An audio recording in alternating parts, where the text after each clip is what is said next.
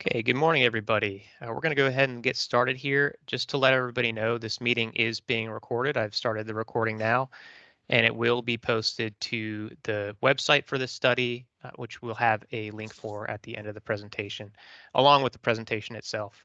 My name is Tim Kutz. I'm from Fairfax County Department of Transportation, a long-range planner there, and I'm assisted by several other FCDOT team members. Here also with Supervisor John Faust of Dranesville District, and he's going to give some opening remarks after I cover a few meeting logistics. This, again, is a Teams meeting, so if you are dialing in, we are going to have a Q&A session at the end of this presentation, and I'll go over the options for that at the end as well, but you're going to hit *5 at the end if you want to raise your hand and be acknowledged for your question, *6 to unmute yourself. Again, I'll cover these instructions at the end. And then for those of you on the web or using the app over your phone or on the laptop, you can raise your hand. There's a little hand icon. You can also enter questions into the chat, but we're asking you to please save those for the end of the presentation. If you have any technical questions or need assistance, you can use the chat during the presentation for that. And then finally, at the end of the presentation, we should have plenty of time. I think on Wednesday we had about 45 minutes or more for questions. That being said, we would respectfully ask you to limit your time to 1 or 2 minutes so that we can address questions from everybody and give everybody their time. So with that, I'd like to turn the meeting over to Supervisor John Faust for some opening remarks. Thank you very much, Tim. Appreciate it. Thank you all for joining us this morning. I particularly want to thank staff for arranging an evening meeting and a Saturday morning meeting. I think that really helps us reach more people in terms of their own availability for these types of meetings. So, we're here to talk about the Westfall Church Active Transportation Study. It's our second community meeting. Earlier this week we had a similar meeting. The study was initiated by Providence District Supervisor Dalia Palchek and myself.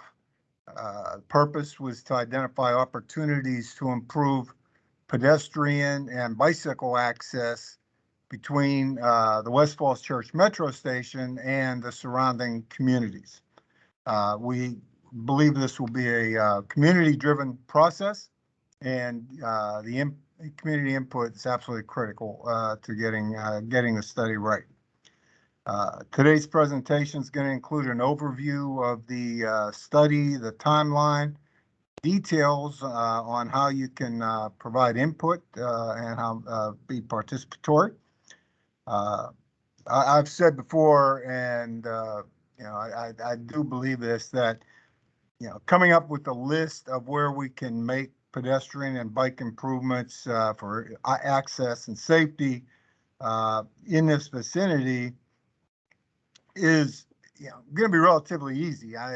There's a lot that needs to be done, and we will prepare that list as part of this process.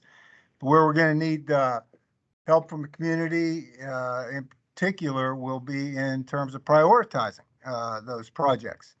Unfortunately, we can't snap our fingers and make everything happen at once. There are resource and limitations and so forth.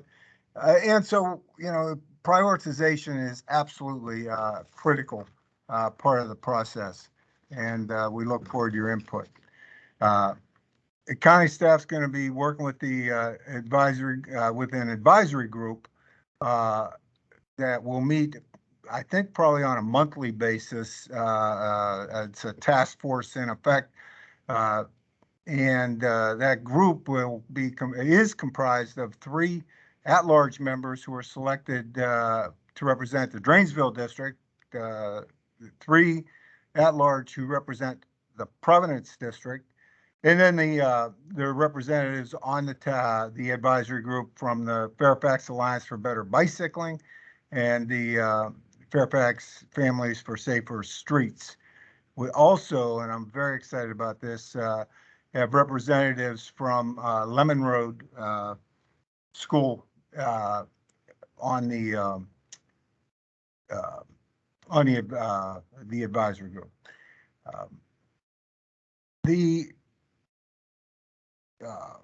What was I? Oh, before I'm pleased to see that several advisory group members are joining us. It's going to be a lot more of a requirement on their part, time commitment and so forth.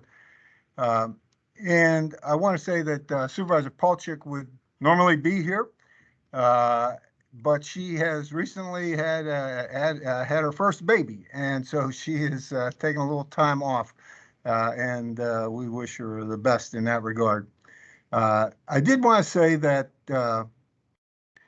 there was a question raised last time we had the advisory or this type of session about traffic calming, and I think traffic calming is really an important part of trying to protect our neighborhoods from the impact of too much cut through and speeding, and makes our walking along our sidewalks or in our neighborhoods that don't have sidewalks, makes it much safer if we can slow the vehicular traffic down or redirect it. So anyway, the bottom line is that this active transportation study does not focus on traffic calming, but it is inevitable that as we go through this process, there will be opportunities identified for traffic calming efforts. And those efforts usually are initiated by local neighborhoods or community associations. And so we stand by to work with you on that. I really think that there are some things we can do in the vicinity of the Westfall Church Metro Station with traffic calming that could be very helpful. And then I want to mention there was a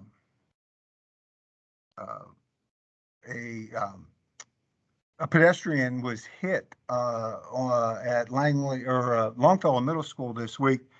That was very unfortunate. It was not within the vicinity or the technically within the area that is part of this active transportation study. But I will say that we have over the years worked with a lot of residents on Westmoreland around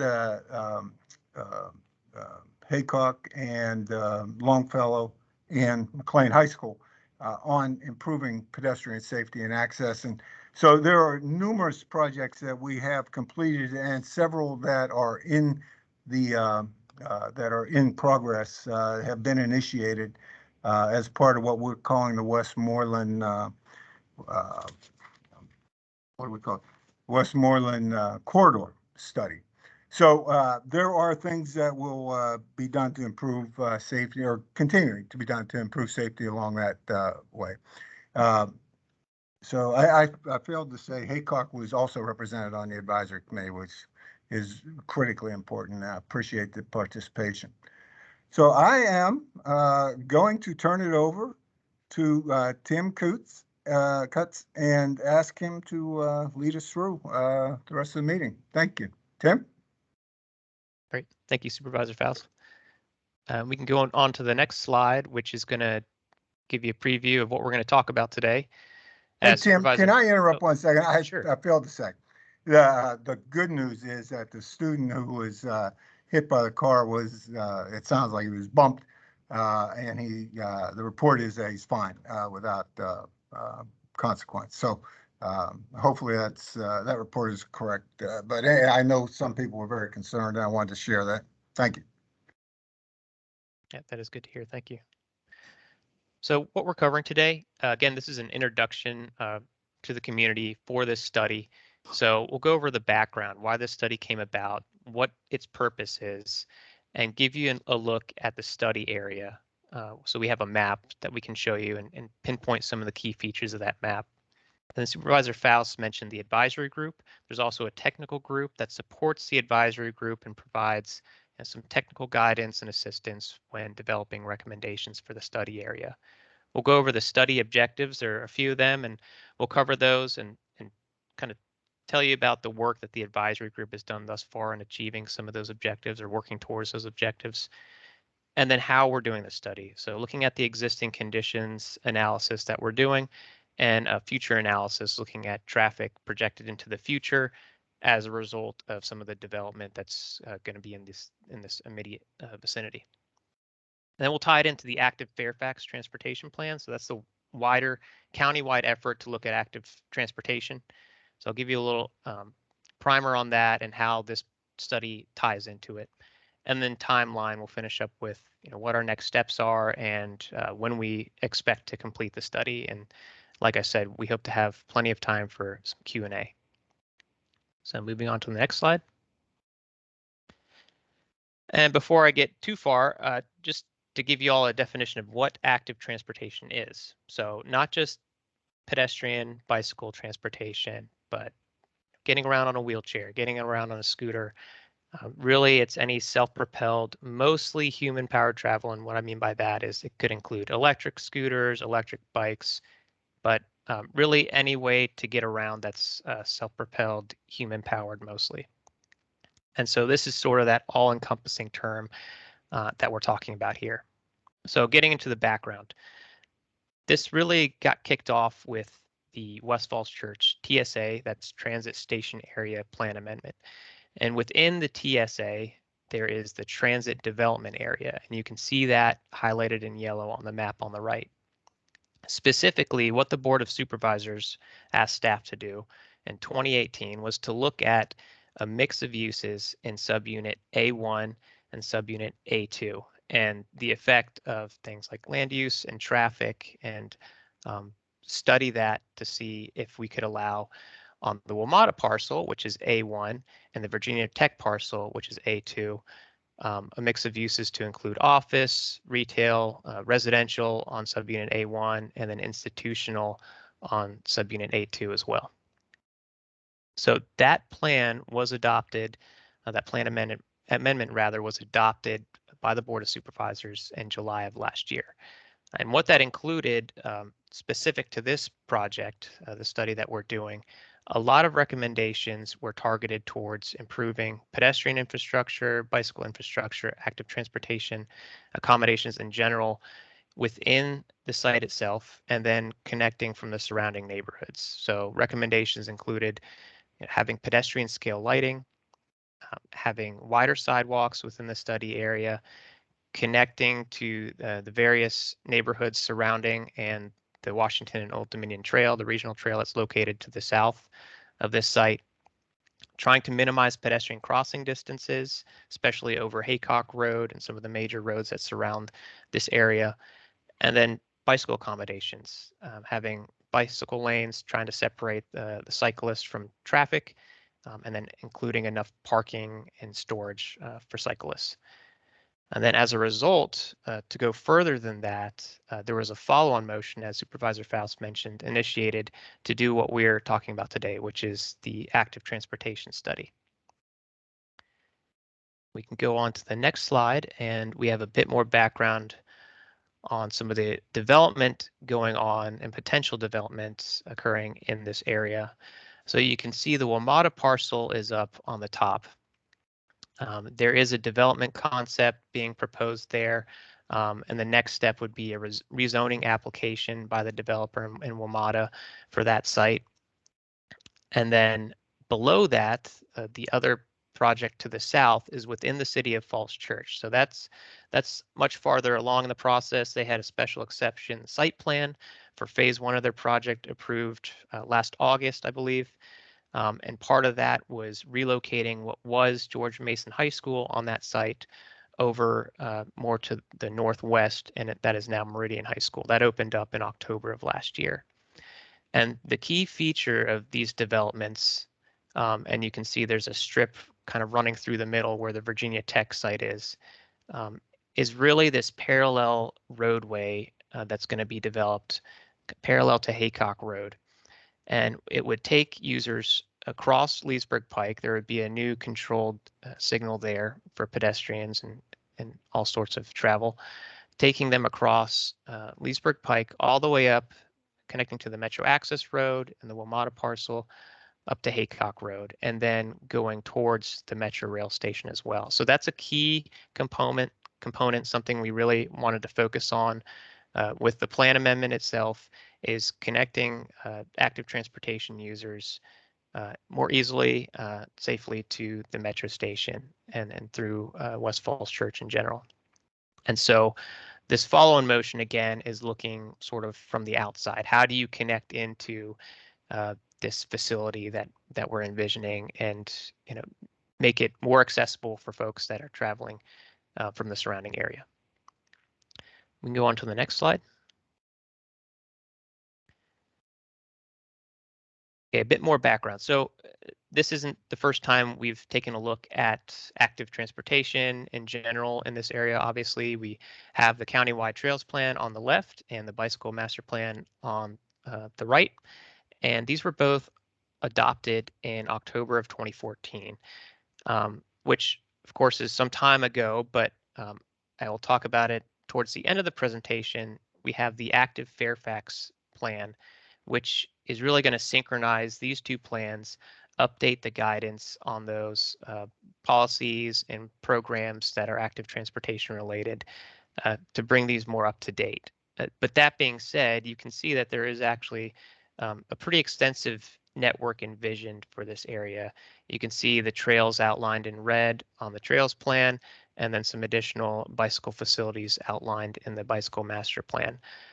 We also are incorporating guidance from some of the other area studies. Some of you may have heard of VDOT's Shreve Road Corridor Study.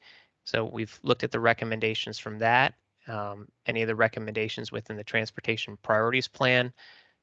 Supervisor Faust alluded to the fact that we have the Westmoreland Corridor Study that is nearby. And so all these are factoring in to this, as well as some of the work that's been done in the active Fairfax plan. So we're not starting from zero. We're incorporating everything that's sort of been done to date.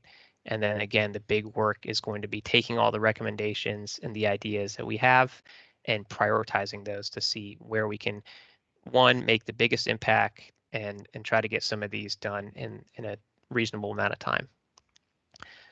So next slide, please. And this is a look at the study area for the Westfall Church Active Transportation Plan.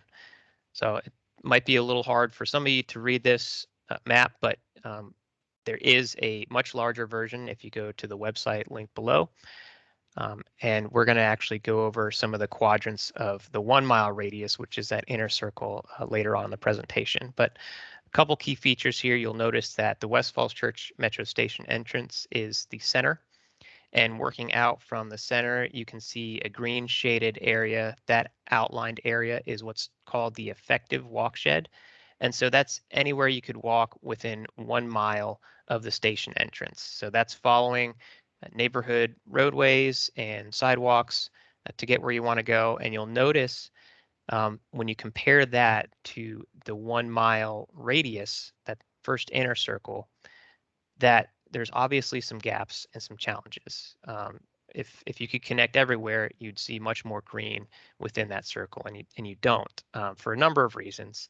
You have the Metro Rail Yard on the northwest corner of the site, and then you have some major roadways running through it. So you have the toll road kind of coming down the middle from north south.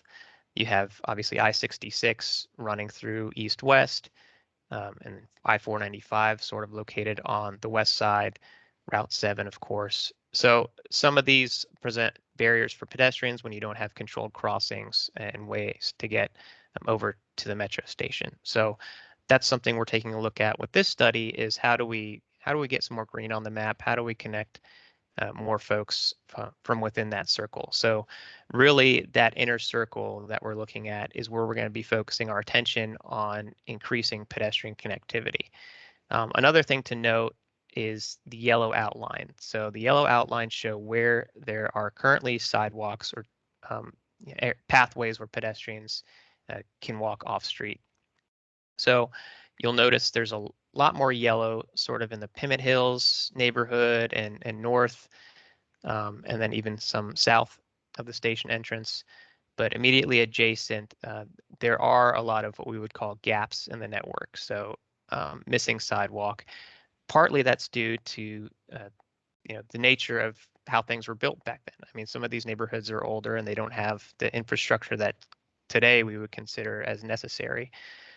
So that's another challenge that we're going to have to deal with is, some of these older neighborhoods, how do we retrofit sidewalk? We're not going to be able to do that everywhere. There's too many gaps to address, but where are the critical places where we can include sidewalk, where there's less constraints, and it might make more sense to do so, given the amount of pedestrian traffic that might be using that network to get to the metro station, to schools, anywhere of interest for folks living around here.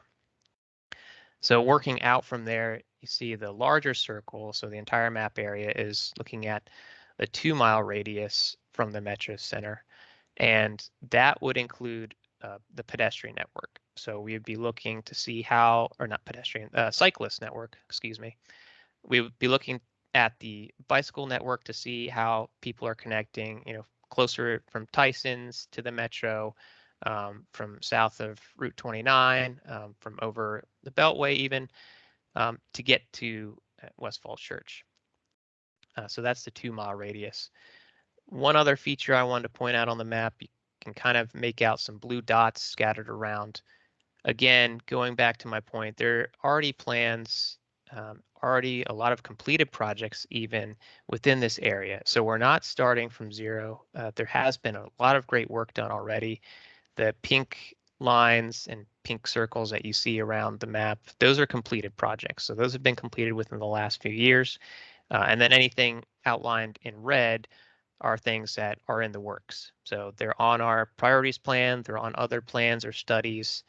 And this is not totally comprehensive. I mentioned, of course, the Shreve Road Corridor study. There are even more recommendations that go along and are being incorporated into this area. So just to give you an idea of what is happening in the area, and some of the things to look for when you're looking at this map. So we can go to the next slide, and I'll talk a bit about the advisory group and the technical group. So Supervisor Faust already gave a great overview of what the advisory group is, and it's essentially the link between the wider community and the county. So this advisory group meets about monthly to let us know where they want our attention to be focused as far as active transportation recommendations and the things that we need to consider. And so we met with them. First time we met with them was December 13th of last year. And it was really more of an introduction, but also to get a sense of where they want us to really focus our attention. And a lot of the comments we got from them were related to school connectivity, which I think is really great and also relevant given the news that Supervisor Faust had just mentioned. So to help them and guide them, we also have the technical group, and FCDOT is kind of working as a liaison between these two groups. So the technical group would help inform the advisory group when they come up with a recommendation. They are going to have some of the expertise to let us know what's possible, what might be more of a challenge that we didn't foresee, and maybe some alternative solutions to some of the things we're recommending. So I mentioned schools was a big concern. We do have Fairfax County Public Schools on there. We've met with the technical group once, and schools has offered to provide us with some data on walkers to the elementary schools and the middle schools, and that'll be really critical to see where we can focus some of our attention on these routes to and from school. So again, these groups, namely the advisory group, are really the backbone of this study, along with, of course, the community. That's why we're coming to you all, as Supervisor Faust said. We're going to be having more of these community meetings. A bigger one coming up would be in a couple months, and I'll mention this again and in the timeline, but getting your feedback on the recommendations to prioritize them, because again, there are a lot of different projects. It's a big study area, and the key is going to be hearing from you all in the advisory group to prioritize those. So we can move to the next slide. Some of the objectives, of course, the key one is ensuring transparency in the study and making sure that we're talking with you all in the community and getting your input. to improve safety, accessibility, and comfort for all the active transportation users. That's really the key goal here. And I mentioned, of course, there are a lot of different improvements we can make. So the key is going to be setting those priorities with community assistance. And it's not just connecting to the Westfall Church Metro Rail station. Of course, I mentioned schools and the W&OD trail. So connecting all these community assets together, not solely to get folks to the metro station. Coordinating with the countywide Active Fairfax plan, I'll talk about that more in a moment. And then coming up with some really high level general planning level cost estimates so we can look to target funding and implement some of these recommendations going forward. I did mention in the beginning the rezoning process for the WMATA parcel. The goal here, and I'm very confident that we can get this done, is to have this study completed, have the recommendations set before the rezoning process is decided upon. And again, that would just be getting underway. So I think we're in really good shape to get that accomplished. Next slide, please. So talking about the recommendations, what are we looking at here exactly? So we've done a few site visits already. And on one of the site visits we went on last year, you can see in the image on the left is Idlewood Road. So this trail basically leads to nowhere at the moment. So we want to look at connecting the network. That would be one recommendation, is how do we get some of these trails to link up with one another? Of course, there are reasons for this, why this trail might not lead to anywhere right now. Cost constraints, with land. So we're going to have to grapple with those, obviously. Haycock Road, you can see there's some maintenance issues as you cross the bridge over I-66 going to Turner Avenue. So that would be something we'd want to consider as well, looking at some maintenance of sidewalks and pathways to see where we might need to make some improvements there. On the third image, you have Leesburg Pike, and this is right by Dale Drive, and you're looking towards the interchange with I-66. So behind me, where I took this photo, there's wide sidewalk, wide grassy strip, kind of giving that pedestrian comfort and separation from vehicular traffic on Route 7. But then beyond that, looking towards the interchange, obviously nowhere to walk on the south side of Route 7. And then as you go to the north side, you have to cross a couple entrance ramps onto I-66 and then exit off of I-66.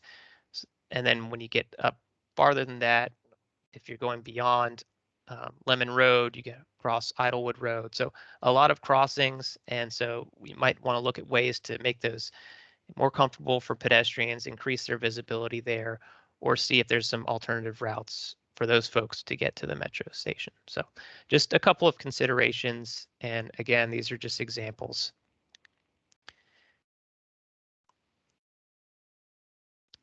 So ways in which we're looking at this.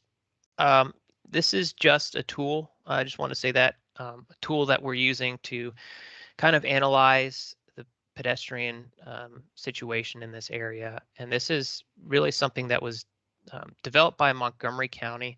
It's developed by them and their planning department back in the fall of 2019. It's called Pedestrian Level of Comfort. And so the county, Fairfax County, that is looking at this and looking at other metrics that are more pedestrian and bicycle focused versus vehicular focused. And this is one that we've seen a lot of promise in. And so we're sort of testing it out on this study. And what it does is it basically provides a score, and you can see that on the right. We've looked here at Shreve Road as you're approaching Route 7. And we're looking at the sidewalk you can see on the left side of that image. We're combining the attributes of that sidewalk and the adjacent roadway to provide what's called a pedestrian level of comfort score. So in this case, we see there's fairly narrow sidewalk of 4 feet, not much of a buffer between pedestrians walking along that sidewalk and the adjacent roadway. The speed of that road plays a factor, of course. And then the other two factors listed there, parking lanes, street trees, those would provide an additional buffer. So a parking lane would be a striped out lane that would provide approximately 7 feet of additional buffer space. And then street trees, not only providing that additional barrier between the pedestrian and vehicular traffic, but also shade in the summer. So again, this is just a tool to sort of look at where we might be able to focus some attention. You can see the scale on the left, the level of comfort going from very comfortable to very uncomfortable. And of course, looking at the image of Shreve Road, that would rate very uncomfortable. So how do you get it to a more comfortable level? Obviously, widening the sidewalk would be one way. Lowering speed on the adjacent roadway could help. Widening that buffer width, things like that to try to improve comfort for the pedestrians. And again, I just want to emphasize that a lot of the feedback that we get from you all is going to be way more heavily than something like this. Again, this is just a tool that we're trying out. And just because we rate a pathway as comfortable or somewhat comfortable doesn't mean that it is necessarily going to feel that way to everybody. And so we need to hear from you all to sort of validate these findings as well, of course, with our own site visits. So we can move to the next slide. So included a few additional slides from our presentation on Wednesday, and this was really to show in greater detail the 1 mile radius and some of the traffic volumes that occur on some of the area roadways. So you can go to the next slide and I'll tell you a little bit more about what I mean. So as part of the pedestrian level of comfort analysis, we'd also be looking at what's called average daily traffic. So that's the amount of traffic on the adjacent roadway averaged out over one of a day. So looking at that, we're looking at 2019, so that would be pre-pandemic, higher levels of traffic. And you can see on the right some of the highlighted streets here. So Leesburg Pike from I-66 to the Falls Church boundary, you have 30,000 vehicles per day traveling there. Shreve Road from Bucklew Drive, the WNOD Trail crossing, to Route 7, you have approximately 10,000 vehicles per day. And so what we're getting at here with this is on certain facilities, certain sidewalks, certain pathways, you're going to have more of a consideration as far as how wide you want that facility to be, how much separation you want on that facility between the user and the roadway, given traffic volumes. So we obviously are going to be looking for a more comfortable situation for pedestrians when we have higher volumes of traffic, higher speeds. So we can go through the next few slides fairly quickly, but just to give you an idea of some of the roadways we're looking at and their volume. So again, Leesburg Pike, this is looking from I-66 north towards Tyson's to I-495 interchange. And obviously you have higher traffic there. That's going to be the highest carrier of traffic that we're looking at here at 42,000 vehicles a day. Idlewood Road from Route 7 to Great Falls, 9,400. And these again are 2019 volumes. So another component of this, and we can keep cycling to the next few slides. Another component of this is going to be projecting out to 2045 what we think that 2045 average daily traffic is going to look like. And that would be considering the developments that I spoke of earlier and some of the additional developments. You've heard of Founders Row probably and both their phases in the city of Falls Church. So taking all that into consideration, how traffic volumes are going to grow in the future and how that might have an effect on what we recommend for active transportation facilities and treatments in the area. All right, so some more volumes here. And again, these slides will be posted on our website, so you can come back and reference these if you want at a later time. All right, and we can go to the next slide. Another component of what we're looking at, of course, is bicycle connectivity. This is a map that Fairfax County currently has. This was created a few years ago. It will be updated, this methodology, as part of the Active Fairfax plan, to my understanding.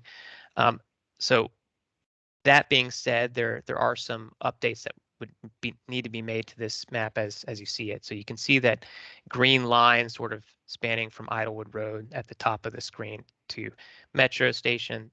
That is obviously a route that does not exist now. It's a planned route.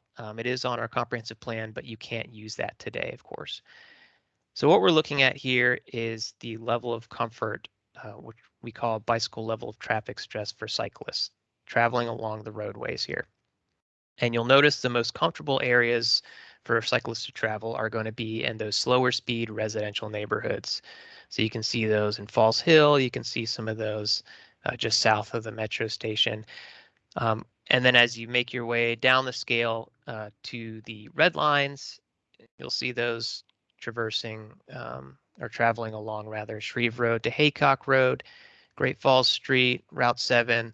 Those are going to be streets that are not as comfortable for cyclists. You're not going to want your kids or your inexperienced riders traveling along those roadways on a bicycle. So you can see the effect that has on the area that we're looking at, the Metro Center, how that sort of cuts it off from comfortable bicycle access. So one thing we can look at is how do we improve that network? How do we get cyclists, more comfortable with riding on these roadways and accessing both the W&OD Trail and the Metro Station and the surrounding neighborhoods. So that's one other sort of analysis tool that we're going to be using here. And then Active Fairfax. So what is it? Really, as I said, it's a way to update the guidance, which nationally and in many other jurisdictions has been updated already. And Fairfax County is obviously incorporating a lot of updated guidance in the recommendations that we're putting forward in our plan amendments and other studies. This is really the larger effort to do this countywide. And one of the really great tools that this team has put together is a barriers to access and key destinations map, and that's what we're showing on this screen. So you can click on the link there and it'll take you to this map, and it's really a user-friendly tool. You click on the map, that screen on the right will pop up. You can enter details about where you think there's a key destination or potentially a barrier to active transportation access. So you can categorize that. You can see there's a barrier to transit access category there. You can put your name if you want to, add a comment, which is required.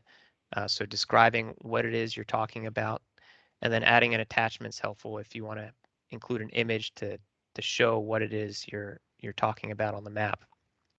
And to date, at least of a week ago, actually, we had 1,500 comments for the entire county. So that's really great participation so far with this map and that effort. And then within our study area, we have about 100 comments. So that being said, that is something that we're including as part of this study, taking a look at what's already sort of out there, what the community has, asked us to take a look at as part of this larger Active Fairfax effort and incorporating those comments into this smaller scale study. A few other things Active Fairfax doing, they're looking at Safe Streets for All program. They have a draft of that on their website. They did some community outreach, a couple meetings in November, and they are going to be starting their phase 2 hopefully pretty soon, which is going to be looking at some program updates, some recommendations, and some policy updates. So a lot of great work that they're doing. I'd suggest if you're not as familiar with that effort, checking out their website and looking at some of their resources.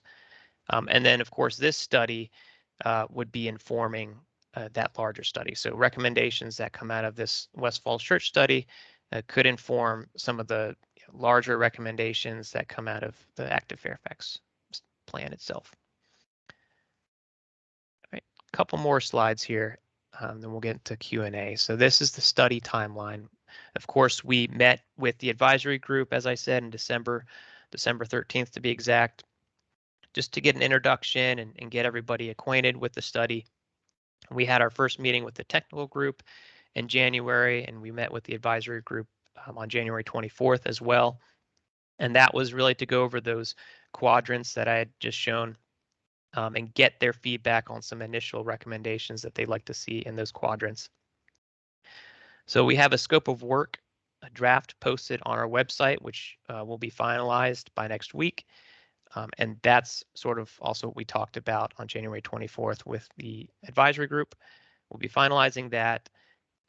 Obviously, we're wrapping up our first set of public meetings, but we'll have a second set of public meetings sometime, if you look on the timeline, in April / early May, to give you an idea of what the advisory group has done thus far, provide that initial list of recommendations, and then we'll have a survey opened up for you to weigh in and do the really critical job of prioritizing those recommendations.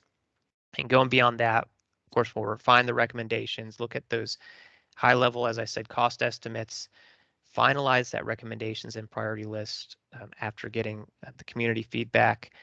And then beyond that, the work's not done, of course. We need to work to secure funding for the priority projects, look at implementing some of these, as I said, targeting some of the low-hanging fruit, things like painting a crosswalk, for example, some of the things that are going to be easily implementable, but also looking very closely at which of these recommendations might make the biggest impact in connecting to the metro station and connecting to schools and really making for a more comfortable environment in the study area. So throughout this process, of course, you all can submit comments. My email is going to be listed at the last slide, and you can go onto the website and find it there as well. I've heard from a lot of folks already after sharing my email at the last meeting, and that's great. So please do reach out if you have questions. Please participate in the Active Fairfax plan as well. Go onto the map and leave comments. And then hopefully some of you heard about this meeting from an advisory group member. So continue to speak with them, speak with your neighbors, and talk about what you want to see come out of the study. Of course, we're going to continue to coordinate with the advisory group and the technical group. As Supervisor Faust mentioned, we meet with them about once a month. So keep talking with them and act as a liaison between those two groups, and eventually get some of those various members of the groups together to discuss these things. And then finally, as I mentioned, getting this study wrapped up, having these recommendations set to inform the rezoning process with WMATA. That's going to be a key piece of this. And again, with the timeline that we have here, that shouldn't be a problem to achieve that goal. And then last slide really is just to go over immediate next steps. Again, we're completing the existing conditions analysis, looking at the pedestrian level of comfort, looking at the bicycle level of traffic stress map to sort of come up with this initial set of recommendations. And we're going to continue to develop those with the technical group and the advisory group at our upcoming meetings.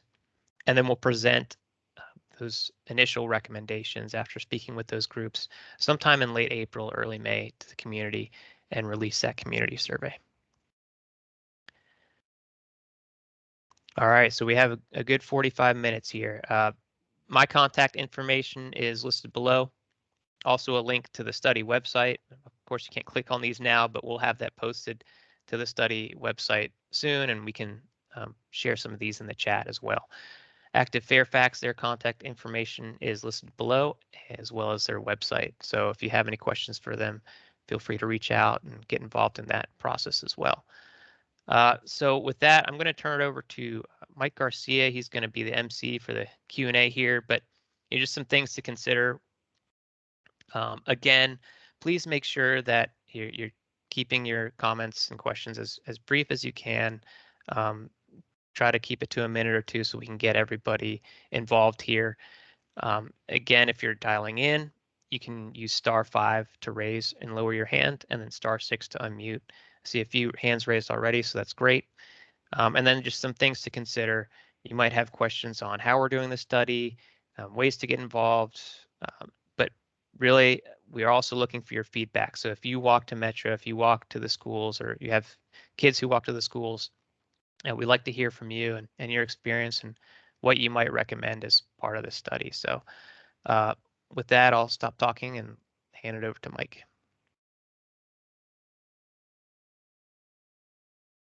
All right, thank you, Tim. And then, so what we're going to do is we're going to work down a list using the hands that are raised, and we'll go from there. So what I'm going to do is I'm going to allow your mic. And then what it'll do is you'll see that you can now unmute yourself. So Nancy McFalls, you were first, top of the list. Go ahead and unmute yourself. Okay, great. Thank you very much for having this meeting. I know you guys hear from me a lot, and I really appreciate it. A quick comment about Longfellow. It's within the 1 mile radius the campus is, even if the entrance is right outside the 1 mile. So just if you look at the map right after Kirby Court, that's where Longfellow is. But okay, so my question has to do with the traffic calming and rerouting. Supervisor Faust had mentioned that it is not part of the study, but that's really at the core of what makes pedestrians and bikers feel unsafe. Sidewalks, they're great.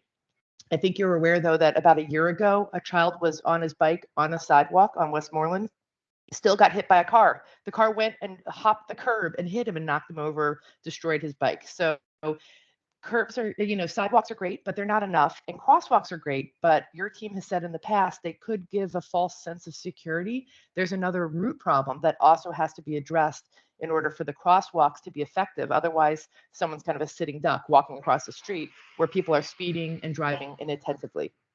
You mentioned last time at the meeting that the RTAP process was our tool as residents, but that's really cumbersome. It requires walking door to door, getting petitions. It's just a huge onus on residents. And I thought the point of the task force was we'd have all the right people in the room to address our area's problems, so each individual neighborhood wouldn't have to go through that process. So that's one of the things. And my last point is the traffic volume. Just looking at the volumes you showed from 2019, it looks like Haycock, Great Falls, and Kirby and Westmoreland, that little corridor around our two schools, has about a quarter of the traffic from Route 7.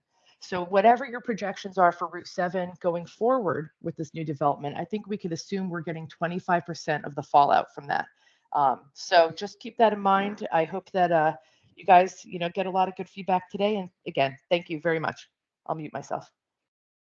Okay, thank you, Nancy. And I did want to just kind of clarify the traffic calming piece. And it's not necessarily that we're not looking at recommendations that could influence the calming of traffic. So some of those might be narrowing lanes on the roadway.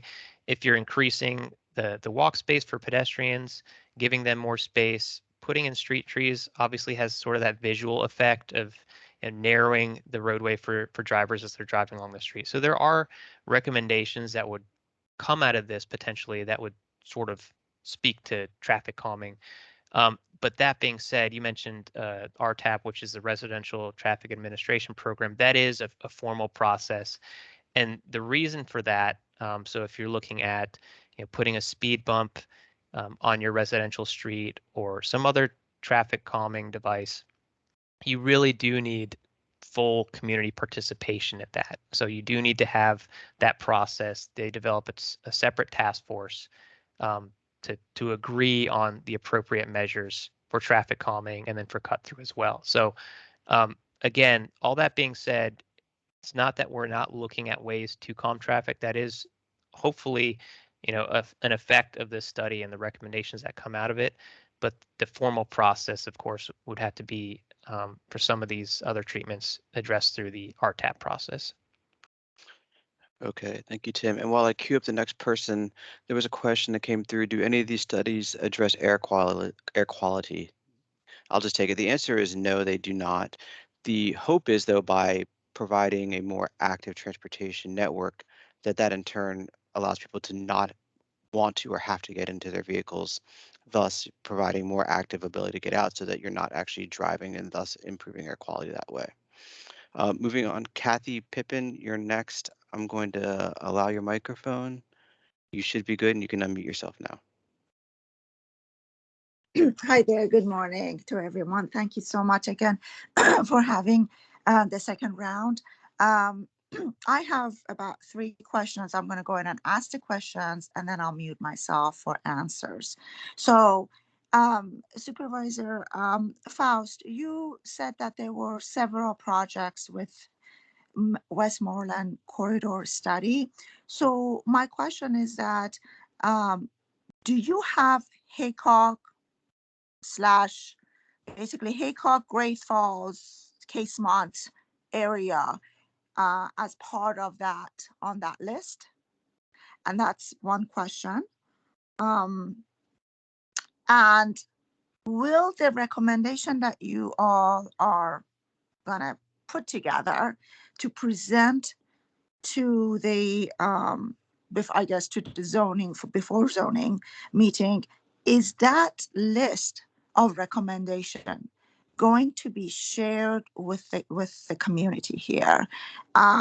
Will you handle that with complete transparency so that everyone in the neighborhood who's going to be impacted can see the line items of your recommendations? And my last question is that slide 17, I believe that's active Fairfax.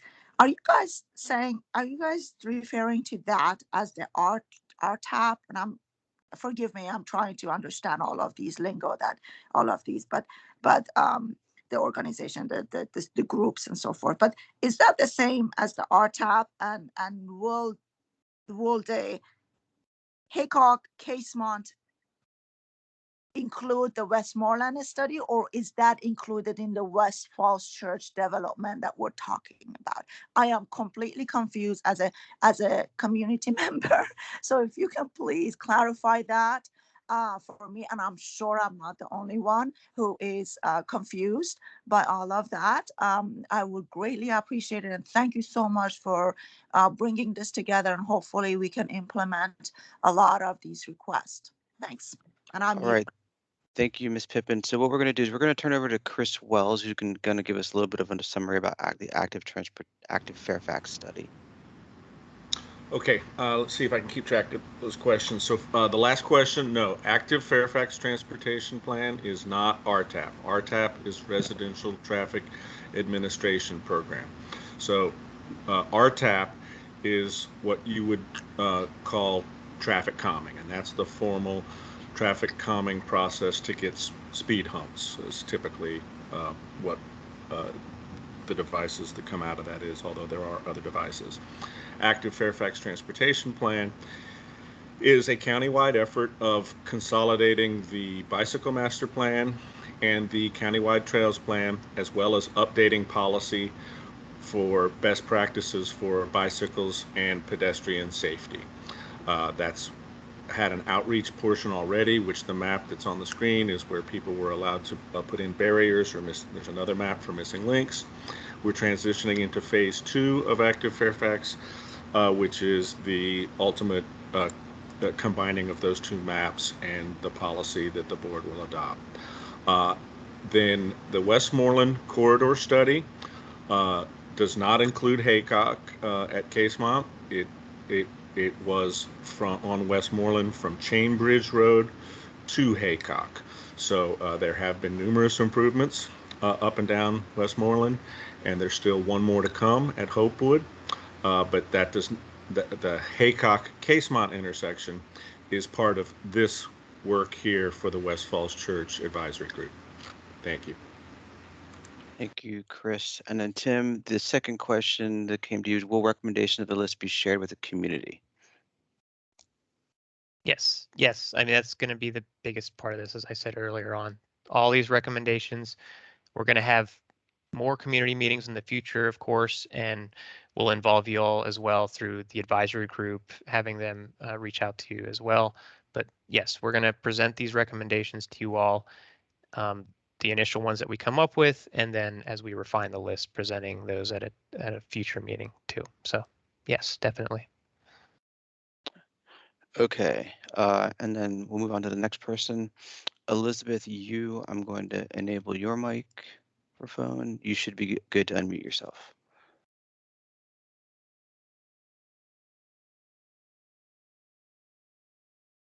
Elizabeth,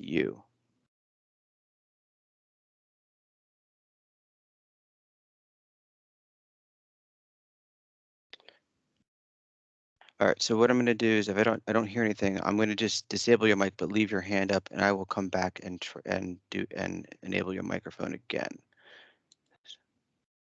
You said you are not able to unmute. All right, well, let me try to disable it again, and then I'll try to enable it one more time. Okay, and then to unmute yourself, there is a button at the top right. It looks like a microphone. If you can click on that, that should hopefully allow you to unmute unmute yourself. I cannot actually unmute you. That's going to have to be something on your end.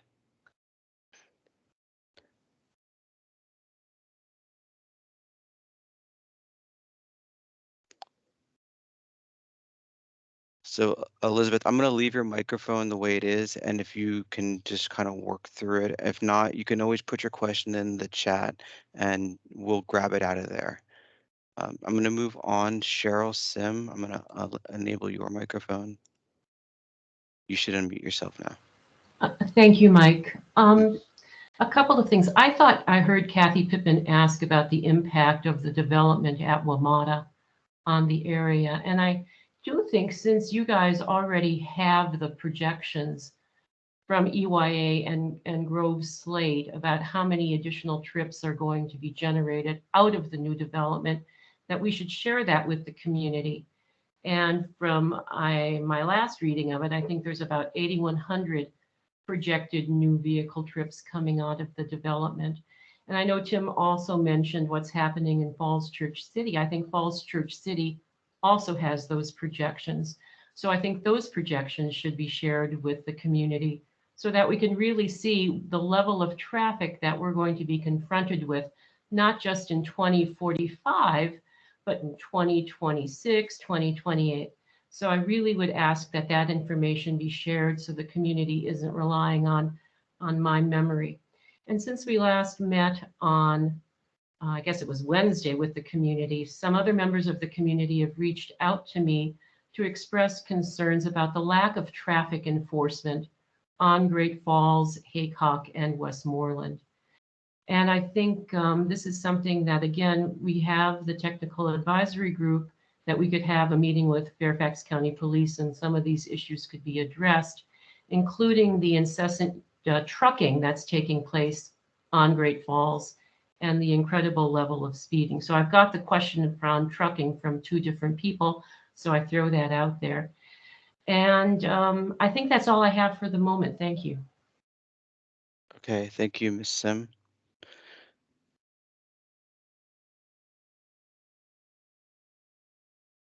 Okay, Elizabeth, if you can unmute yourself, you can try it. I'm gonna still allow your microphone enabled at this time. Mike, I think she's typing in the chat. So Okay. I'll pick those up from the chat for you. Okay, thank you. All right. Tara Hennigan, sorry. I'm gonna enable your microphone and you can go ahead and unmute yourself. Hi, I represent Highland View HOA, and we're kind of in part of the enclave of Falls Hill, but we're just right up the hill, and so we have sidewalks and whatever up here because we're a relatively new community of like 20 plus years. But the biggest issue that we've had is walking down in Falls Hill with the big ditches and things like that, and I understand that owners of the properties down there don't want sidewalks or don't want some of their beautiful trees cut down. And I completely understand that. But as the community has been growing and there's been construction of where houses are torn down, is there any way for you all to potentially require a sidewalk for any adjustments on properties in the construction? Even just to have that little place where you can kind of go, oh, car's coming, let me go and run up here on this sidewalk here. And potentially they would all end up being linked together. But because I know there's restrictions, but if you could do that when someone's actually altering a structure, like we just had one on Dale Drive, they're putting a big house up there. If we could have had just that little snippet of sidewalk right there, it would make a huge difference. And so that was just something that I'd hope that we could look at in the future. Thank you, Ms. Hennigan. I'm actually going to address that now. So we are moving forward with changes to our actual zoning ordinance that would, in our public facilities manual, that would actually allow for infill development sidewalks, such as what you're talking about. There's a little bit of logistics that are still being worked through in that regard, but we are working forward towards actually when houses are torn down and rebuilt, that they actually put in the sidewalk infrastructure that should be there in front of their house. Even if it doesn't connect anything, we know that eventually it will connect up and build the network that you're talking about.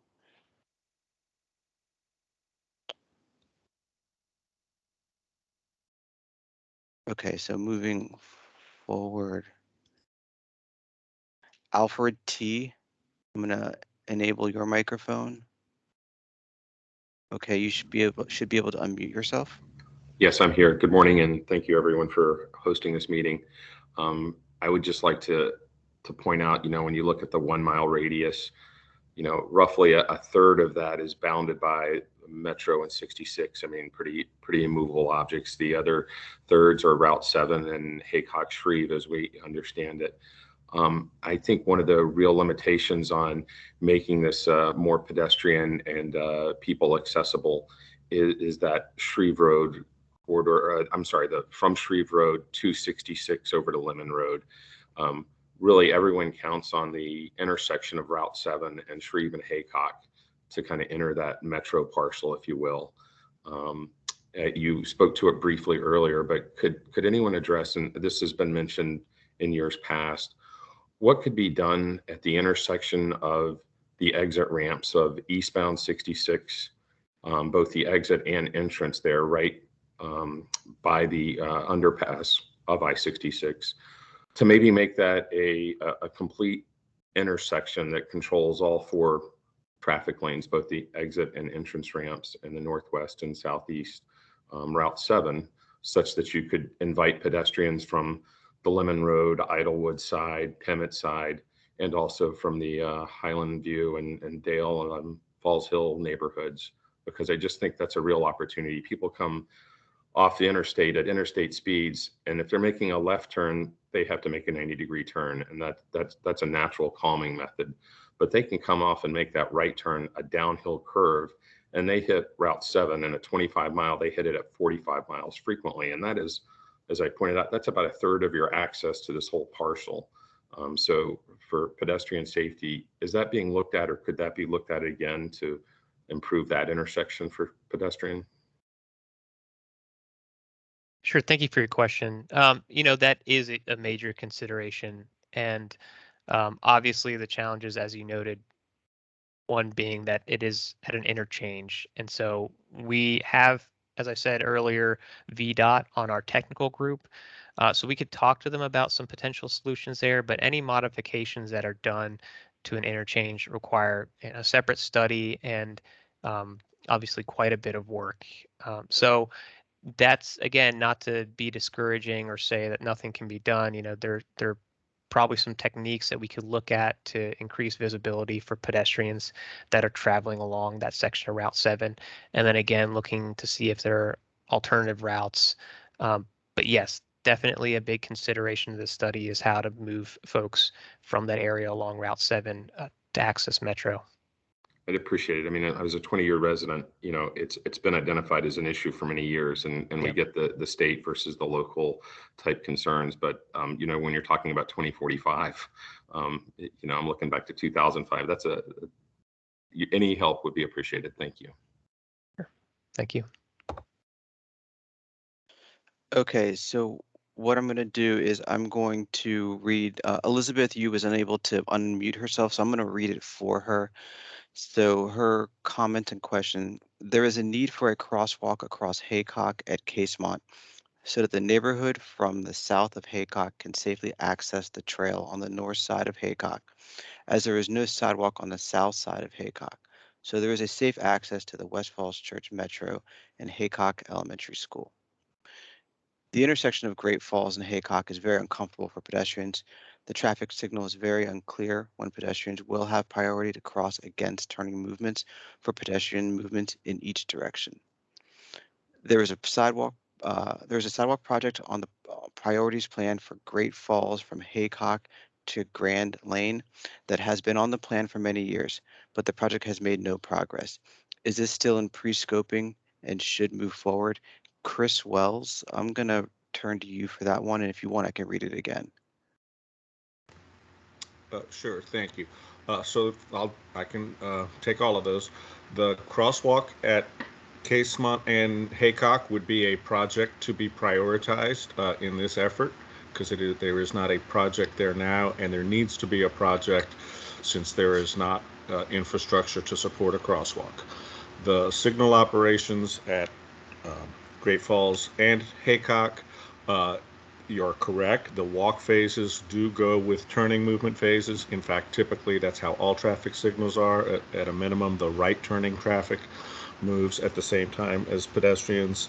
The law is, of course, clear as the vehicles are supposed to yield. But as part of this effort, we can take a look at how that signal is operating to make sure that there are sometimes signal operation techniques that we can modify to give more priority to the pedestrians. So thank you. That's an excellent comment, and we can take a look at that as part of this process. And then lastly, the TPP project along Great Falls from Haycock to Grande is in design right now.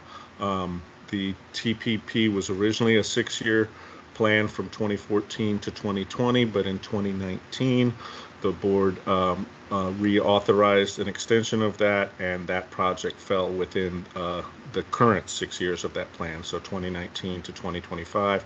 But that is in our design division right now, with beginning the design phase of the project. Okay, thank you, Chris. The next person we have up is Lorraine Gershman. I'm sorry. I'm gonna enable your microphone, and you should be able to unmute yourself.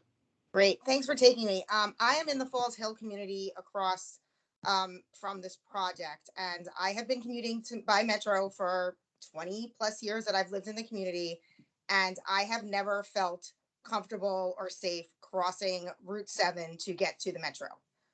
During the pandemic, we had lots of opportunity to go out for neighborhood walks. I would let my kids go over to friends' houses as long as they were within Falls Hill or on our side of Shreve. I know access to Shrevewood has gotten funding for a project, but my kids have attended there cumulatively for almost 10 years.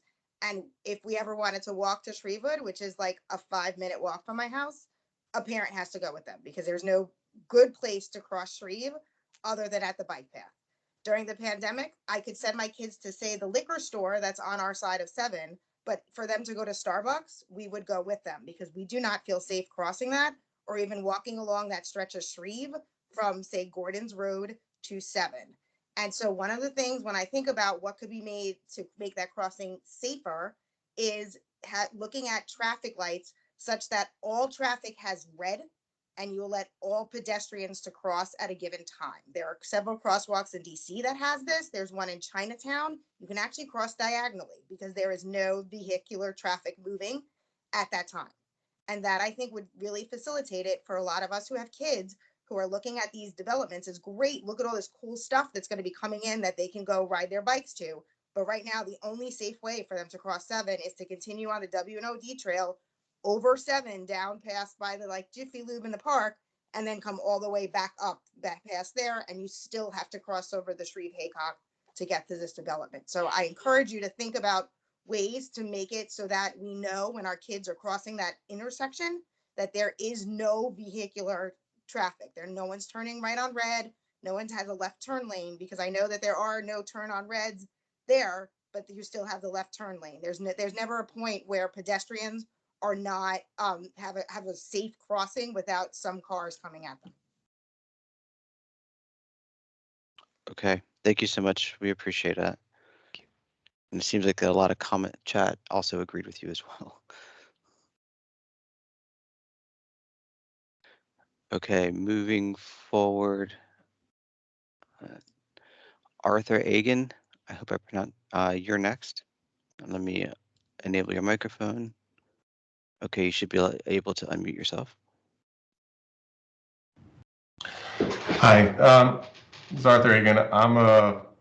I'm with the Falls Church City Citizens Committee on Transportation.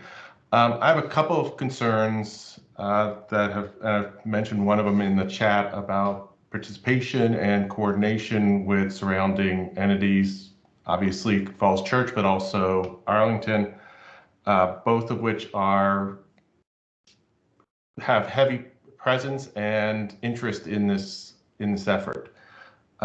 One piece I want to particularly address, and it goes back to the crossing of Leesburg Pike, the Westfall's development that Falls Church is working on, connecting with the WMATA effort. We have, the West Falls Boulevard going through there. At the beginning of this presentation, there was discussion about really focusing in on that road. I want to make sure that vehicular traffic, motor traffic, is going to be discouraged on that road.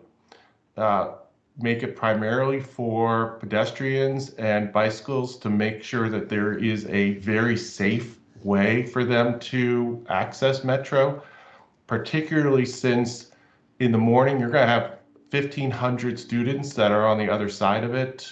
Either they're coming on buses, walking, parent drop-offs, all of that is going to be through that area. And I'm very concerned that we do not want to encourage more motor vehicles going there. I think the new off-ramp from eastbound 66 is tremendous and should be encouraged to get those vehicles to the WMATA garage. It takes them right there, avoids everything. So I would like to comment on that and make sure that we are going to do that and not be encouraging motor vehicle traffic. And then I mentioned in the chat and at the beginning of my comments, how is the surrounding entities being supported? I know Cameron is part of the technical committee, and I'm sure he's doing a fantastic job. Cameron's great. But the advisory committee does not appear to have any representation from surrounding jurisdictions. And I would say that it needs to have at least somebody from surrounding jurisdictions, especially when everything is right in the middle of it.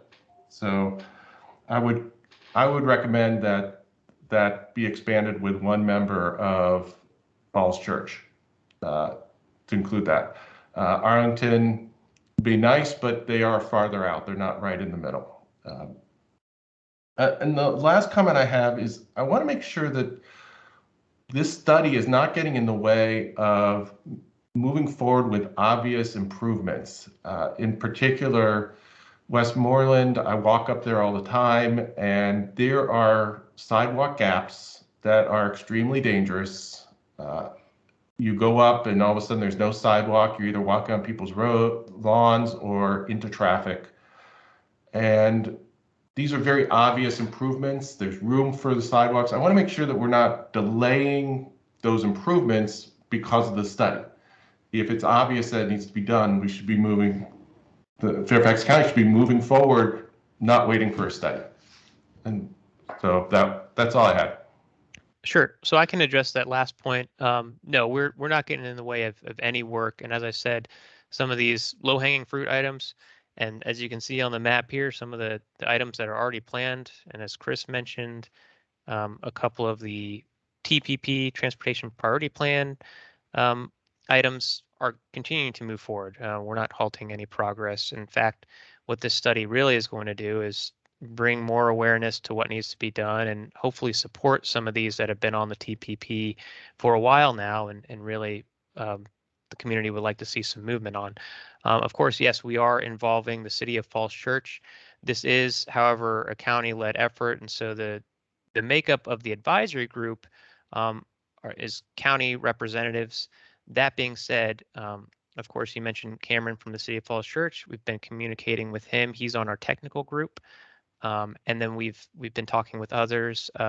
Carrie from the City of Falls Church has been providing us with some plans on, of course, the West End Small Area Plan and the work that they're doing to connect the WNOD to Route 7 along Shreve Road. So yes, we're definitely focused on not only within the boundaries of Fairfax County, but how do we link up with what is happening and what is being planned within the City of Falls Church? Because obviously, people walking down the street or down the sidewalk don't recognize those boundaries.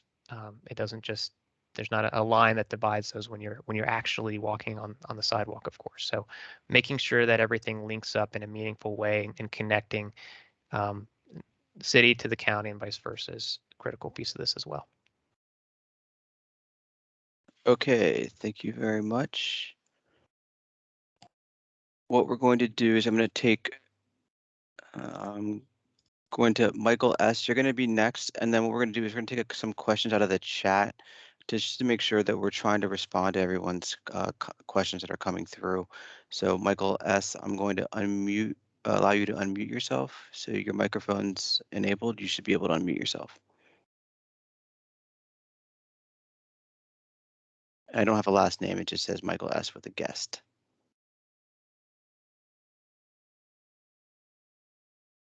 I'll give it a moment. I can always come back. So what I'll do is I'll take a question out of the chat and I'll come back and re-enable Michael S. I'll re-enable your microphone in just a moment. Okay. All right, Tim, let me see if I can grab a couple here. All right, this is going back a little bit. Are there legal, regulatory or policy issues, local and or state level, that will limit the ability to implement study recommendations? If so, how will those be addressed? Sure. I mean, that's one of the challenges with this study, of course. So I don't want to be overly optimistic, of course, and say that all these recommendations that are being put forward are going to be implemented within the immediate future. But that being said, we're working within VDOT right away on 90% or more of these projects. We need their participation, and we need to make sure that we are, doing things within the standards that they've set. But that being said, of course, we can advance these recommendations and talk with VDOT as a partner. They are on the technical group and help them, and they can help us in turn think of some ways that are innovative and might be pilot projects, something that hasn't been tried yet in Fairfax County. That's how we get these new sorts of bike lanes, new sorts of treatments. It's there has to be some creativity and some working outside the lines here. And so in order to do that, we need to have those conversations with VDOT. We are having those conversations with them and with our other partners as part of this study. So all that to say, yes, we have to, of course, work within the law and what's required of us to do. And we are working within VDOT right away. But that's not to say that some of these solutions that we come up with as part of this study can't be implemented. We can certainly look at opportunities to advance some of these. Okay, thank you, Tim. Michael S., I believe your microphone is enabled now. Yes, thank you. Yes. Probably rare on my part. I do appreciate you guys hosting this meeting. Just had a couple of comments and a question or two. So I believe it was Active Fairfax put out a report not too long ago that showed bicycle incidents by mile, and I believe Shreve Road was the highest in the county. I can only assume that's at the W&O&D crossing. So with the new development going in over by Meridian High School and the Westfall Church metro area, one can only assume that you're going to drive up traffic coming this way. So that particular crossing would become even more dangerous. And then hearing the conversation earlier about resource constraints, the constraint of getting a vehicle across Route 7 from Haycock to Shreve or Shreve to Haycock is not expensive. It's already there. But any pedestrian type thing that happens on Route 7 always comes back with, well, it's too expensive, can't do this, etc. What are the options from a developer funded approach that extend beyond the immediate area of the development? So like I said, you have this issue on Shreve Road. It's expensive to manage pedestrian traffic at 7. And are there potential developer-funded approaches that could be taken to address those potential issues? Thank you. Sure, good questions. So to address the last one, again, one of the reasons we want to get this study completed in advance of the rezoning process for the WMATA site is to have those sorts of conversations that you're talking about. Now, that's not to say that the county would hold the developer responsible for improving every little recommendation we come up with here, but we do intend to have those conversations, and they are aware that we will be discussing, what they might be able to help with on their end to improve connectivity. Again, that would be taking place at a later stage of the rezoning stage. As far as the work on Shreve Road, excuse me, again, we have the Shreve Road corridor study that we've worked with VDOT on. And I know Nova Parks, who's also on our technical group, is looking at that crossing that you mentioned of the WNOD Trail and Shreve Road. So there are improvements in the works for that location specifically. And as far as the other recommendations that came out of that larger VDOT Shreve Road corridor study, those are being incorporated as well. So all these things we are taking into consideration as part of this effort. Okay, back to the chat. I'm going to pull a question out of here. Okay. I have heard that Falls Church is going to develop the Gordons Road area where the Volvo dealership and other businesses now occupy, and maybe starting within the next few years. Has this been taken into account in the study? It's the buyer site. The buyer site, right. So again, we are looking at upcoming developments where we know, okay, this many residential units are being developed, how many square foot of office space. So when we have concrete numbers, of course the city is going to have some long-term plans and the county has long-term plans. So we're working out a way to incorporate what we do know is coming and can be expected, as I said, by year 2045, and incorporating that into the as I said, average daily traffic projections that we have. So looking at farther into the future, what traffic might look like given that level of development would influence some of the recommendations we have for pedestrians and cyclists. Okay, the next question. There is a new housing development next to Shreve Road Elementary and no safe crossing of Shreve Road from Route 7 to beyond school. Are new developments required to improve the active transportation infrastructure to address issues like these? Sure. So again, that and kind of already alluded to this earlier. And when we work with developers, that is part of the conversation. So any impact that they might have on the surrounding facilities, road network, pedestrian network, we have those conversations with them, case by case basis, of course, to see where they can contribute to improving or not making the situation worse for pedestrians and cyclists. Okay. Chris Wells, this question, what are the plans for Haycock Casemont at this point? There are no plans for Haycock and Casemont at this point. To explain further, a crosswalk needs to have infrastructure to receive it on each side of the road. A crosswalk by definition is an ADA route, an American with Disabilities Act route. And so it can't lead into a ditch or into nothing. So there's also not a lot of good sight distance there. So it would have to be a reconstruction project to reconstruct the entrance at Casemont to get both adequate sight distance for a crosswalk and by pulling out the radius today of Casemont so that a pedestrian standing on the corner has adequate visibility. And then as part of that reconstruction, a concrete corner with a curb ramp could be built, and then likewise on the opposite side of Haycock,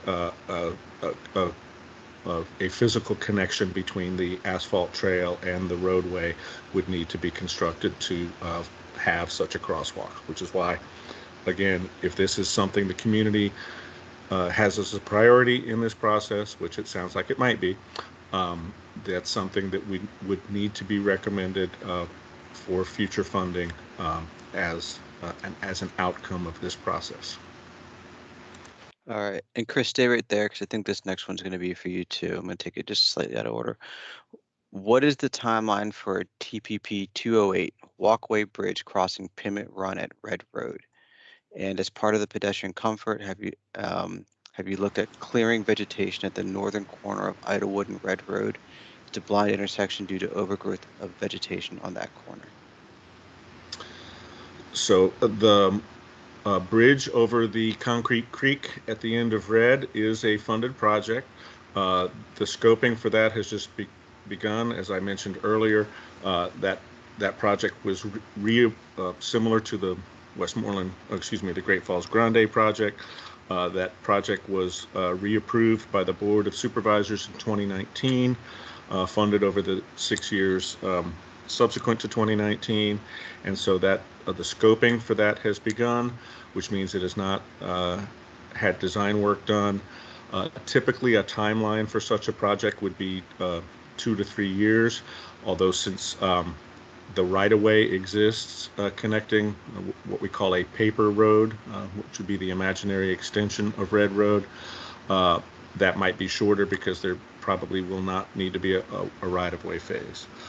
We have had community input from the Lemon Road Elementary School, and one of the advisory group members lives on Red Field, about the need for a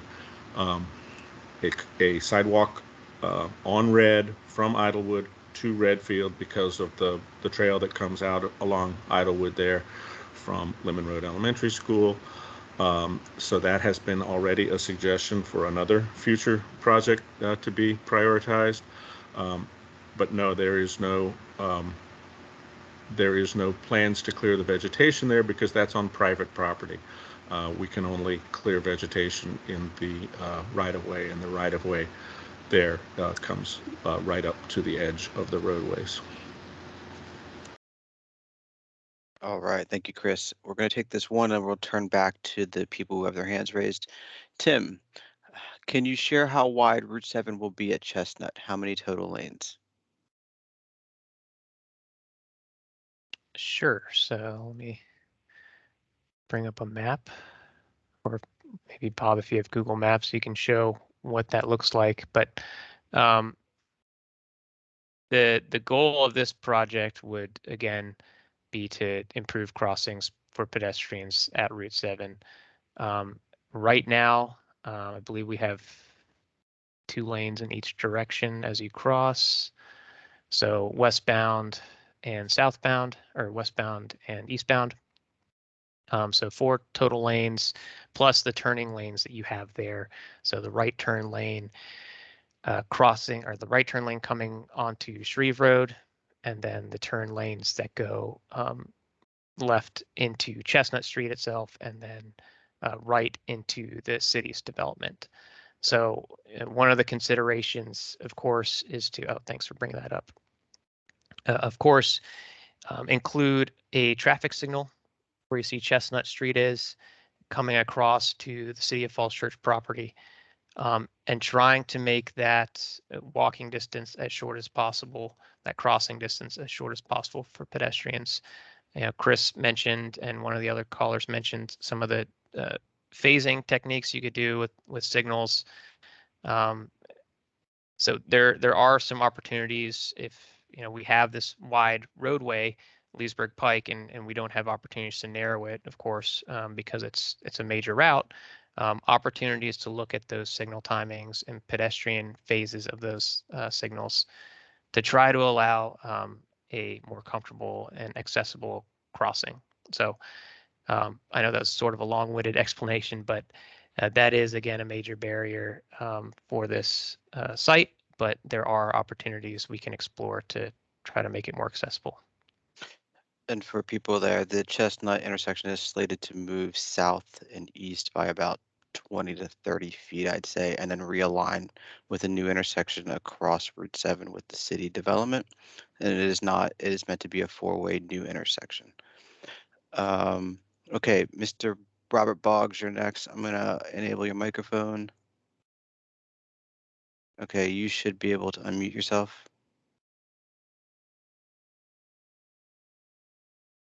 And I'm going to leave it there just in case it's a delay.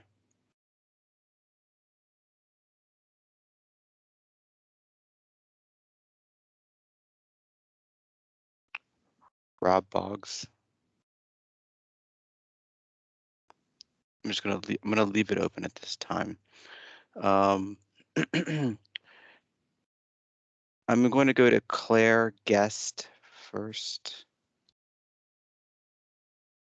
Claire, I've enabled your microphone. You can unmute yourself.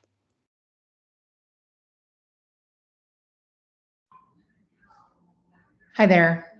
I live on Shreve, but a bit further down, so may not be exactly, in this study itself, but obviously very interested in the local development and concur with a lot of what other folks say. My kids go to Shrevewood, and it's very hard, right, to walk around our community and have them go out and about. I know you've mentioned several times the Shreve, study, but, and I guess my question is just, has that been funded? I mean, what are the plans to actually do that? Obviously, the developments in that area, Shreve is a cut through, right, between Mosaic and any of these new developments and the new development by Shreve. So I would just voice my concern, right, that it's been decades since anything material has happened on Shreve. And obviously, just an immense amount of great development, but it just keeps increasing the traffic on our roads. So I just, again, when you mention the Shreve studies and that's playing a factor, or what is funded, and is there a timeline that you're incorporating into your plans?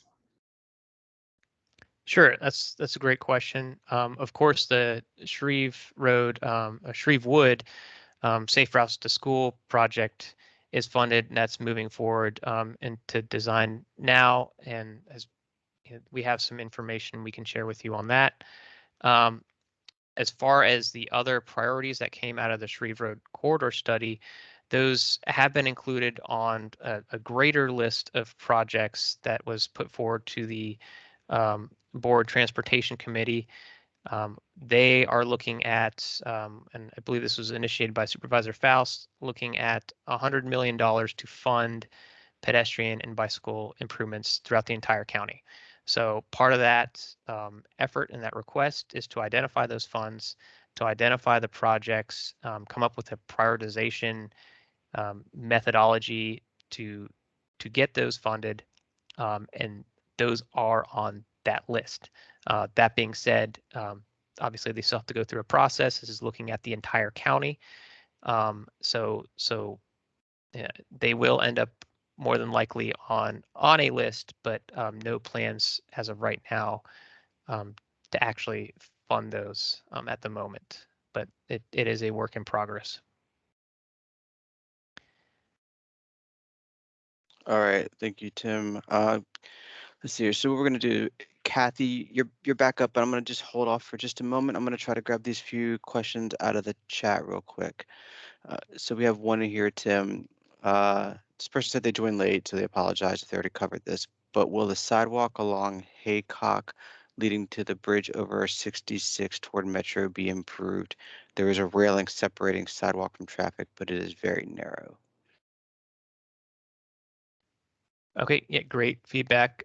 That has really been one of the focal points of some of our site visits. And we went out last year and multiple times to that specific site, actually, and looking farther down, you can see the image in the middle going towards Turner, and you're right, there's a guardrail that sort of narrows in on the pathway along Haycock Road. So looking at some of the ways that we can improve that, potentially widen the sidewalk or just increase the pedestrian walk space, that's definitely been a consideration of this study. And again, we are working with VDOT to come up with some solutions that might be implementable at that location. Can you explain where the guardrail is? Sure. So you can't see it in this image, but if you were to cross the bridge on I-66, this is the north side of Haycock. Oh, and thank you, Bob. And I don't know if you can drop the little guy in there and do street view. Thank you. So there's the guardrail. You can see there, he's pointing to it there. And then in between that guardrail and then the railing on the other side, there is a narrow pathway. So looking at how we might be able to, one solution might be to relocate that to expand the walkway. But again, all this needs to be discussed with VDOT and sort of come up with these designs and work with the constraints we have here. But just all that being said, this is a focus area. We know it's a pinch point, and so it is something that we're looking at as part of the study. And we understand that the bridge is also an issue, so the totality Right. of it will be taken into consideration, not just the narrow sidewalk. So they'll look at the actual bridge structure and the road itself to see what can be accommodated. I'm going to take the question out of the one with the raised hand. The phone number is 571-226-7108. There's no name, so that's why I'm calling out your phone number. I'm going to enable your microphone, and you can unmute yourself.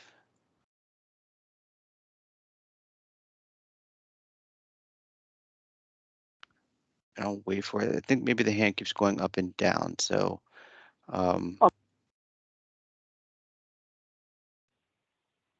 Can you hear me? Yes, we can hear you. Hi, I'm sorry. I'm technically incompetent, so I'm not trying to be difficult. I just thought let me just quickly, I was very pleased at the beginning of this meeting to hear Supervisor Faust say he put a lot of emphasis on traffic calming efforts in our region. I represent the Ellison Heights, Mount Daniel community. And let me just quickly share with you an experience that I've had and my neighbors. There was, I would say, actually a lot of pressure on our civic association to do some traffic calming along Highland Avenue, which is clearly has become over the years a pass-through avenue, particularly during rush hours. So I was in charge of an effort to do something. I was in touch with FCDOT. We went through the whole process of determining where along Highland Avenue we would put a speed hump. We went through all the processes. I got permission from the houses that would be nearest the hump and so forth. So we did all of that. When it came to voting, we not only sent out multiple emails to all the people, all the households that were located within the designated voting area, but I actually made hard copies of all the materials that FCDOT had provided, including photographs of the speed hump and so forth. I and several of my neighbors delivered those to the front door of every household in the voting area. We followed that up with encouragement for all those households to vote by the designated date. I think we did as thorough a job as we could without actually knocking on doors and talking to every single person. The vote came out about 80% in favor of the speed hump, but unfortunately that fell a couple of households short of a majority of all the households in the voting area.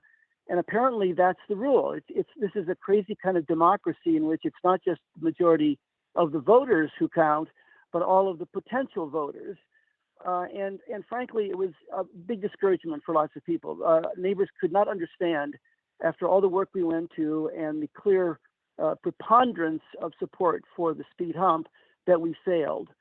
So anyway, I just leave that with you. And so the notion that somehow the environment for very commonplace traffic calming efforts is a encouraging one is just not the case.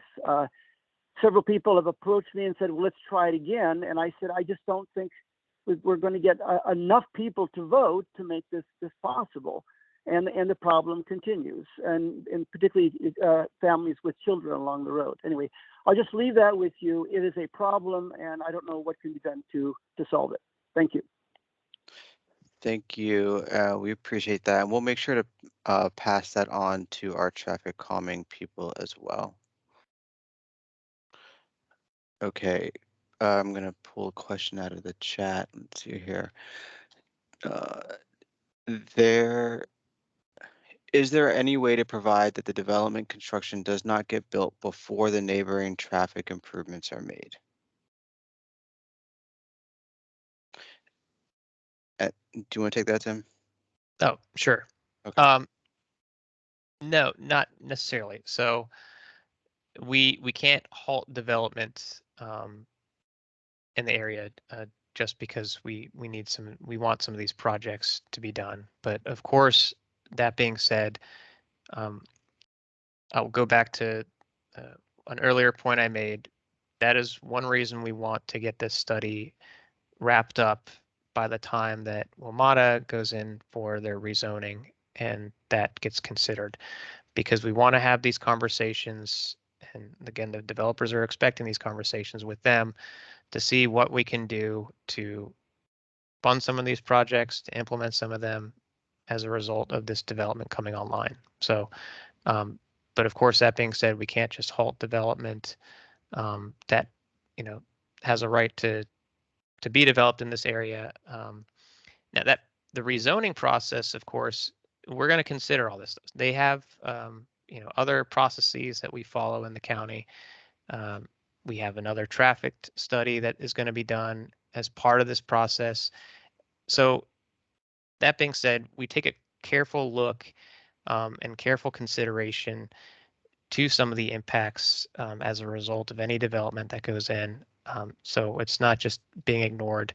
And again, as the rezoning moves forward, we'll certainly have more of these sorts of conversations. Okay. The last question I have right now out of the chat, and then I can turn it back over to Kathy for your hand. Is there a consideration of making some sort of walkway path at the railway station entrance on Idlewood to connect to the new development? Sure, good question. I mentioned that connection is actually in our comprehensive plan. That is a long-range planning document that the county has. Of course, there are numerous challenges with making that connection. It's been studied in the past. I believe 2015, there was a feasibility study done to connect from Idlewood Road using the rail yard. That's not to say it can't be done. And certainly if there's a lot of community support for something like that, it is definitely worth looking into. WMATA is at the table, of course, in these discussions that we're having with this Westfall Church Active Transportation Study, and they're on the technical group. So we can talk with them more about some of the potential solutions there, the feasibility, but obviously security, some of the constructability, those are going to be some major constraints with doing that. So I don't want to be overly optimistic, but too discouraging that it's impossible. It is something that we've considered. Okay, and then Kathy, Pippin, I've enabled your microphone again. You have your hand raised. Hi there, Michael. Thank you so much. By the way, you're doing a great job here. Thank you very much, Michael. So I heard Chris responded to another question that for Haycock Casemont, that's going to have to be a reconstruction project that is for future budgeting or funding. So I'm kind of thinking if Haycock and Casemont falls into the parameters or radius of this particular development that we're gathering here, then why a reconstruction project has to ask for a future funding? To me, that sounds like that it will not be put on the list of recommendation to be tackled as a priority within the radius of this huge development. So to me, unless I'm reading it wrong or I'm misunderstanding that, why would it not be part of the recommendation from the get-go to get this done as a project, the reconstruction entrance of Casemont? Thank you. Okay, and Chris, I'm going to turn it over to you as kind of like best person to answer that question because of the scoping of the Westmoreland project. Well, I think it's a question directed at this study. There is no funding directly associated with this study. However, the intent of this study is to get community input on projects that are community priorities that then would be considered for future funding. So Supervisor Faust has made it clear that this is a priority for him, and Supervisor Faust and the rest of the entire board has just recently initiated a process to obtain $100 million more for pedestrian bicycle projects. So there's a connection, but there's not a direct relationship between this study and any source of funding. All right, thank you. Let's see here. Okay, and then we'll lower the hand. All right, Mr. Paul Rothstein, you're next. We do have your statement from last time as well on the record too, just to let you know. Okay, I'm allowing your microphone. You can unmute yourself. Yeah, I'm just going to say it again. There's this constant statement, and Tim, who I like, just said it, that, oh, well, there's going to have to be this development, so you'll just have to take it. The fact is that this is a suburban area, and you're imposing on the suburban area an urban level of traffic. And you're gathering and you're taking from this area an urban level of taxes. This isn't just something like, oh, great, let's have more people live by the metro. Fairfax County is going to be making millions of dollars from this. So when you say things like, oh, there's nothing we can do, sorry, the kids will get run over, but we'll do what we can, that's not something that the community has to accept. And I just want to say to people, particularly people who have children and people who have children going to Haycock Elementary and people going to Longfellow Middle School, that you don't have to accept this. So thank you very much. Okay, thank you so much.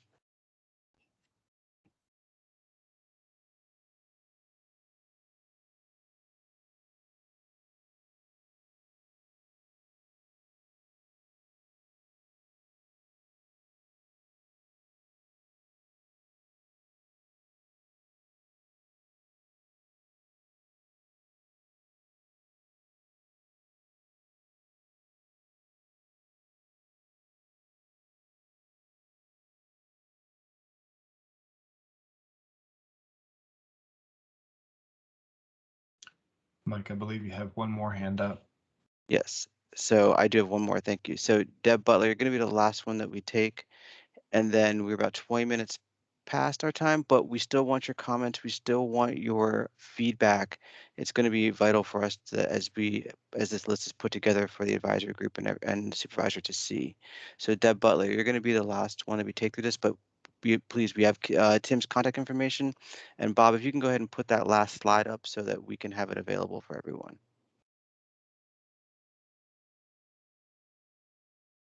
All right, Deb Butler, you can unmute yourself.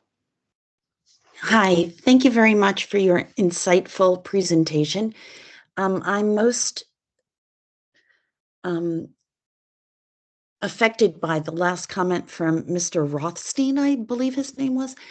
And I very much appreciate what he said about citizens don't have to take it. And I would like to know from your group what we can do to influence the team, your team, and the community leaders that we will not take this. What steps can we do? And maybe Mr. Rothstein has some ideas. He could put his ideas in the chat or his contact about what we can do to affect change, because clearly we have been ineffective. So what steps can we do to affect change and safety for our children in your minds and with your team? Thank you. Sure. So I'll go ahead and take this one. As far as this study is concerned, we need the ideas from the community as well, collectively, where you see deficiencies in a network, where you see gaps in a network, where you can see upgrades that are needed, where you see desire lines of people, where people want to walk from and where they want to go to. So if there's not not any infrastructure in there, then that's what we're looking for from this community. What we are also looking for is the ability to kind of give any of the advisory group members that are part of this, and they put their contact information in the chat. You can give them ideas too. And the point being is that when we get together a collective list, then we can also start to prioritize it in terms of where we see the most important for particular areas within the study area. So that way we know where the community wants to see the improvements take place.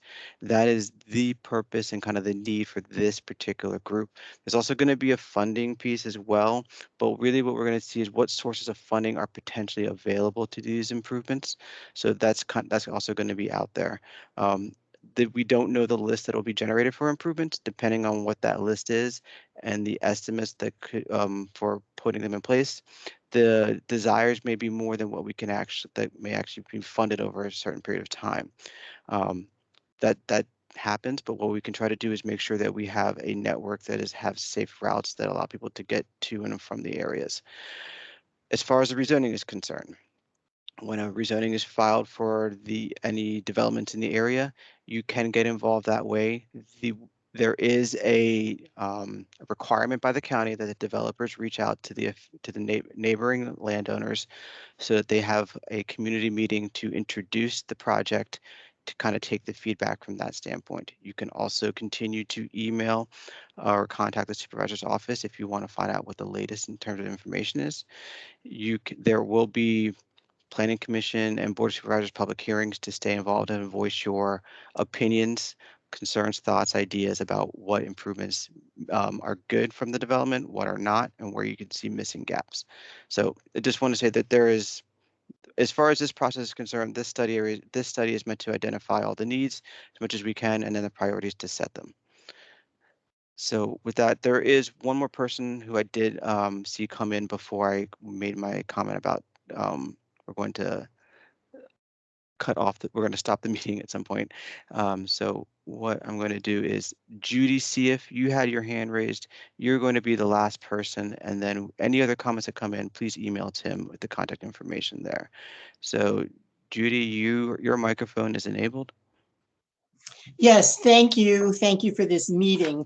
As far as I'm concerned, the last several comments and your comments are probably the most important things covered today, although I totally agree with so many of the comments that were made. I served on the very first task force decades ago before the station opened. I've lived in my house on Haycock Road for over 50 years. We were promised at that time, even though it was designated a suburban station, that we would get safe walkways and good streetscape. The language is in that first plan. It never happened. So this, folks, is the opportunity to get it right. We've been waiting 50 years. And as much as I appreciate Supervisor's false comments about money and constraint, I agree with Paul when he said thousands of millions of dollars in taxes are going to be coming in. If the county wants to invest wisely, it should be investing in the stable communities around this station to make it right. It's already unsafe. We need to take care of those kinds of priorities. Frankly, WMATA has not been a good neighbor to this whole community. It has not kept its maintenance of the property up to snuff. We've had many different issues. This is the opportunity, fellow citizens, to get in there and say, do it right. We are not complaining about progress and about new development. It sounds exciting, but let's get this infrastructure set up so that we do not have to worry when we walk out our front door that we're going to get run over or that our children are not going to be able to get to their nearby schools. Thank you for the opportunity to say something. Okay, thank you. And that will conclude our public meeting for today. We do have all the comments that are in the chat. Those are not lost comments. Anything that you all were kind of directing at kind of ideas, we're taking those forward and moving them and combine them with our last meeting from Wednesday, and we'll have a combined list that we'll be able to talk to the advisory group about in terms of helping to gather all the ideas and help set priorities. So with that, thank you very much. We really appreciate it. Have a good rest of the weekend, and I hope you all enjoy the potential snow tomorrow. Have a good day.